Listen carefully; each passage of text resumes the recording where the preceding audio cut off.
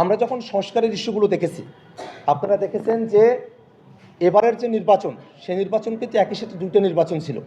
একটা ছিল সংসদ সদস্যদের নির্বাচন, আর একটা ছিল গণভোটের নির্বাচন।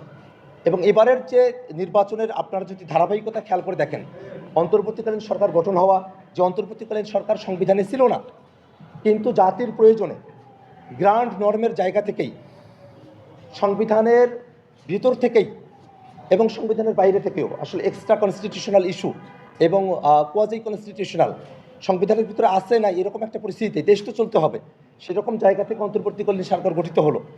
সেটা নিয়ে সেই শপথ গ্রহণ নিয়ে বিএনপির কোনো আপত্তি ছিল না। যে গণভোটের জন্য যে আদেশ কার্যকর করার কথা বলা হলো, যে আদেশ জারি করা হলো, সে আদেশের মধ্যেই সংবিধান সংস্কার পরিষদের কথা এবং জাতীয় সংসদের সদস্য যারা আছেন তাদের কথা কিন্তু ওই একই গণভোটের আদেশের মধ্যে বলা আছে। জুলাই সনদ বাস্তবায়নের যে আদেশ, সে আদেশের মধ্য দিয়েই কিন্তু এবারে নির্বাচন অনুষ্ঠিত হলো। সেই জুলাই সনদ বাস্তবায়ন আদেশের একটা অংশ, অর্থাৎ জাতীয় সংসদের সদস্য হিসেবে তারা শপথ নিলেন, কিন্তু সংবিধান সংস্কার পরিষদের সদস্য হিসেবে তারা শপথ নিলেন না। এই বিষয়টা কিন্তু আমাদের সামনে স্পষ্টত তুলে ধরে যে বিএনপির কাছে যে বিষয়টা তাদের ক্ষমতা গ্রহণের জন্য তাদের কাছে পছন্দসই, তারা শুধুমাত্র ততটুকু মানবেন, আর যেটা তাদের ক্ষমতাকে জবাবদিহিতার আওতায় নিয়ে আসতে পারে সেই অংশগুলোকে তারা বাদ দিয়ে দিবেন।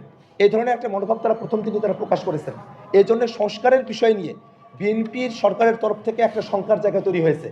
যতই শঙ্কার জায়গা আসুক না কেন, আমরা জানি বিএনপি শুরুতেও সংস্কারের বিপক্ষেই তাদের অবস্থান ছিল। সংস্কার কমিশনেও তারা সংস্কারের বিপক্ষে ছিল।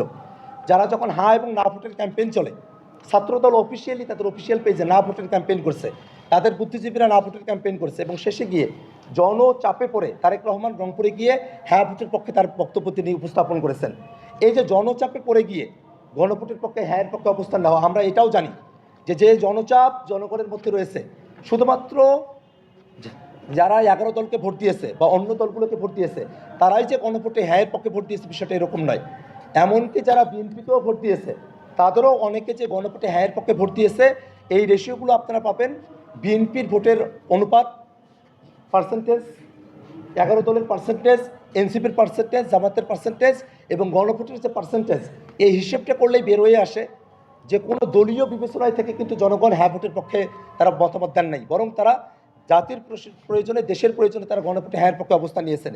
এত বড় বৃহৎ জনগোষ্ঠীকে বিএনপি যদি ওভারটেক করার চেষ্টা করে, জনচাপে পড়েই তারা এটা আর পারবে না। এবং আমরা জানি তারা জল ঘোলা করবে, জল ঘোলা করে জনচাপে বাধ্য হয়েই সংবিধান সংস্কার পরিষদের শপথ নিতে তারা বাধ্য হবে। এই কারণে আমরা মনে করি যে সংস্কারের বিষয় যে দোদুল্যমানতা বিএনপি সরকারের পক্ষে রয়েছে, সেই দোদুল্যমানতার ছোঁয়া যেন আন্তর্জাতিক অপরাধ ট্রাইব্যুনালে না আসে, সেই বিষয়টাই তাদেরকে জানানোর জন্য, সেই খোঁজখবরগুলো নেওয়ার জন্যই আজকে আমি এখানে উপস্থিত হয়েছি।